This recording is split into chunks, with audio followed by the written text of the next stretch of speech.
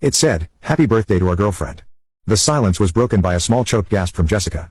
She stared at the cake, then at our faces, her expression crumbling from confusion into pure unadulterated horror.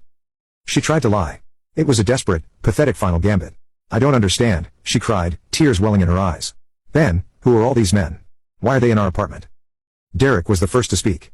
"Don't, Jessica," he said, his voice cold. "Just don't. We know everything." "I'm the work husband," Steve added, his arms crossed. "I'm the old college friend," Paul said, his voice full of a quiet sadness. "And Marcus concluded, pushing himself off the counter, "and I am the mentor and the chief financial backer of this entire sordid little enterprise, apparently." She looked at me, her last hope. "Ben, please," she whispered, "tell me this is a joke."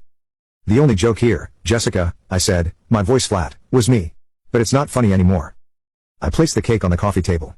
"The party's over," I said. "Happy birthday." Final update.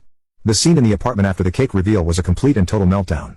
Jessica's brain seemed to short-circuit. Faced with the impossible reality of all her separate lives colliding in one room, she didn't have a coherent strategy. She just cycled through every manipulative tactic in her arsenal. First, she tried denial, insisting we were all crazy, that we were all part of some elaborate prank I was playing. When that didn't work, she tried to isolate and conquer, turning to each of us individually. She tried to tell Derek that the others meant nothing. She tried to tell Paul that he was the only one she ever really loved. It was a pathetic performance, and none of us were buying it. We just stood there, a silent, unmovable wall of truth. Finally, she turned to rage. She screamed at me, calling me a monster for orchestrating her humiliation. She called the others fools for believing me. It was a wild, desperate tirade from a cornered animal. When she finally ran out of steam, I spoke. "It's over, Jess."